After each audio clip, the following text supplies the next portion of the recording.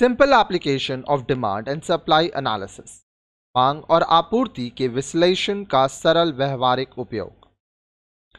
Determination of equilibrium price finds many applications in daily life and has implications for formulation of policies by the government. संतुलन कीमत equilibrium price के निर्धारण के दैनिक जीवन में अनेक उपयोग पाए जाते हैं तथा सरकार द्वारा नीतियों के निर्धारण से संबंधित होते हैं।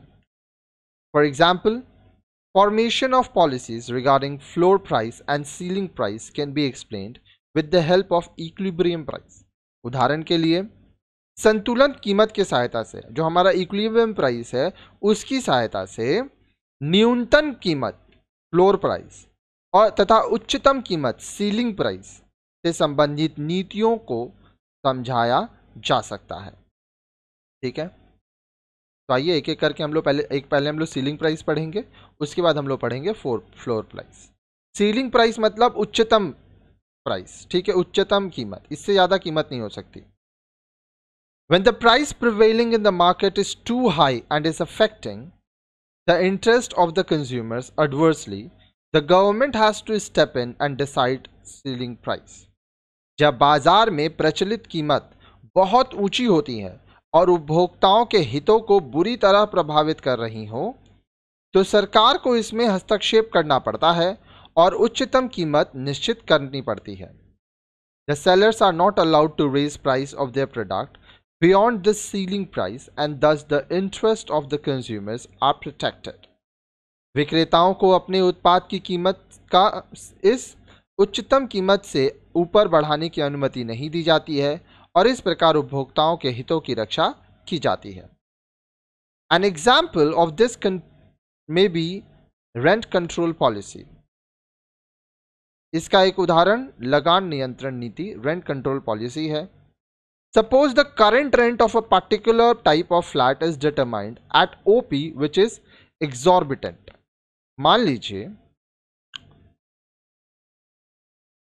एक विशेष प्रकार के फ्लैटों का वर्तमान किराया ओपी एक निर्धारित किया गया है जो कि अत्यधिक है। ध्यान से समझिएगा, ये जो पॉइंट है ओपी, ठीक है, ये आपका रेंट है जो कि बहुत ज्यादा है। In such a case, the government can fix the rent arbitrary at OPC, which is lower than OP, and will get some relief to the consumer or tenants. अब इस केस में क्या हो रहा है कि सरकार OPC यहां तक एक रेंट बार लगा दी जिससे जो कस्टमर्स है, जो लोग रह रहे हैं, उनको फायदा मिले, थोड़ा आराम हो। It may be mentioned that at this controlled rent OPC, the demand for the flats OQDC exceeds of flats OQSC, and this may lead to unscrupulous practice for which government may have to take preventive and remedial measures. It may also be mentioned that fixation of price at a level above OP has no point, as price mechanism will automatically push the price level back to OP. अब देखिए बोल रहा है, मान लीजिए एक विशेष प्रकार के फ्लैटों का वर्तमान किराया ओपी पर निर्धारित किया गया है जो कि अत्यधिक है। ठीक है, रुकिए इसको मिटा देते हैं, फिर आपको एक एक करके मैं समझाता जाऊंगा। अब देखिए ये आपका पॉइंट है ओपी, यहाँ पे हम लोग फिक्स कर दिए, ये आपका इक्विलिब्रियम पॉइंट है और ओपी के प्राइस में ओ क्यू यहाँ तक आपका डिमांड हो रहा था। ठीक है, ऐसी स्थिति में सरकार मनमाने ढंग से ओपीसी पर निश्चित कर सकती है जो ओपी से कम है और जो किराएदारों उपभोक्ताओं को कुछ सहायता प्रदान करे। अब सरकार हस्तक्षेप करके प्राइस को कम कर दी यहाँ तक, यहाँ पे जो डिमांड है वो यहाँ तक बढ़ गया। ठीक है, ये वाला जो एरिया है आपका OQDC। ठीक है, अब इस केस में यह उल्लेखनीय है कि इस नियंत्रित OPC पर फ्लैटों की मांग OQDC उनकी आपूर्ति, अब देखिए सप्लाई तो यहीं तक है, ठीक है, OQSC से अधिक है और इससे संदेहात्मक आचरण को जन्म मिलता है जिसके लिए सरकार को रोकने और सुधारने के उपायों को करना पड़ेगा। यह भी उल्लेखनीय है कि ओपी स्तर से ऊंची कीमत निश्चित करना ठीक नहीं है, क्योंकि कीमत तंत्र अपने आप कीमत स्तर को वापस ओपी पर ला देगा। तो देखिए सीलिंग प्राइस होता है, यहाँ पे बहुत सारी चीज़ें कंट्रोल भी होती हैं, ठीक है, सरकार इसको कर सकता है। आगे देखिए, फिर आता है फ्लोर प्राइस, ठीक है, जिसको न्यूनतम कीमत हम लोग कहते हैं, फ्लोर प्राइस न्यूनतम कीमत। It is not necessary that price determined is always too high. यह आवश्यक नहीं है कि निर्धारित कीमत सदैव ही बहुत ऊंची हो। Sometimes it may be too low also, कभी कभी यह बहुत ज़्यादा कम भी हो सकता है। It may happen specially in markets with excessive supply of something. ऐसा विशेष रूप से किसी वस्तु की अत्यधिक आपूर्ति वाले बाजारों में हो सकता है, क्योंकि हम आपको बताए थे अगर सप्लाई बहुत ज़्यादा हो गया तो दाम कम होने लगेगा। For example, Indian labour market is a market which is with excessive supply of labour. उदाहरण के लिए भारतीय श्रम बाजार, इंडियन लेबर मार्केट, एक ऐसा बाजार है जहां पे बहुत लोग काम करने को रेडी हैं, ठीक है, यहाँ पे सप्लाई ऑफ लेबर बहुत ज़्यादा है। In such a setting, the wage rate determined by the market forces of demand and supply is generally too low, especially in the market for unskilled labor. अब देखिए, ऐसी स्थिति में मांग और आपूर्ति की शक्तियों के द्वारा निर्धारित मजदूरी की दर सामान्य रूप से बहुत कम होती है, विशेष रूप से अकुशल श्रम के बाजार में। आप देखते होंगे बहुत लोग हैं जिनको बहुत कम सैलरी में काम करवा रहे हैं। क्यों? क्योंकि बाजार में बहुत सारे ऐसे लोग हैं जो कि बेरोजगार घूम रहे हैं, तो उनको जो भी मिलता है वो काम करने को रेडी हो जाते हैं। To protect workers interest in such a case the government may pass minimum wage legislation.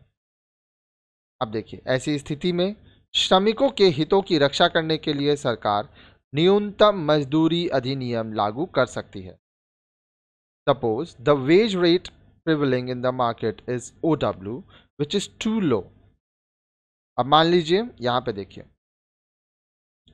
जो वेज रेट है मान लीजिए ये है OW, जो कि बहुत कम है, ठीक है।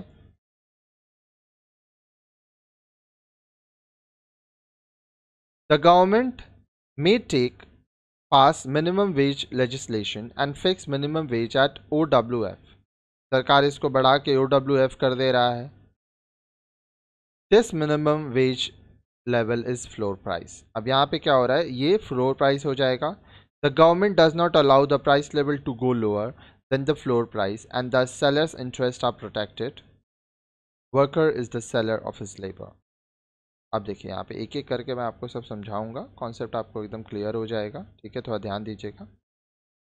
देखिए, कभी कभी क्या होता है ना, कहीं कहीं पे अगर सप्लाई ज़्यादा भी हो जाए तो वो नुकसानदेही होता है। जैसे वर्क फोर्स के हिसाब से बहुत सारे लोग आ जाएंगे काम करने, तो थोड़ा बहुत तो समस्याएं होती हैं। मान लीजिए बाजार में प्रचलित मजदूरी दर OW है, ये आपका OW है जो कि बहुत कम है। ये आपका इक्विलिब्रियम पॉइंट है, यहाँ पे आपको इतना लेबर मिल रहा है, ये सप्लाई ऑफ लेबर है, ये डिमांड ऑफ लेबर है, ठीक है।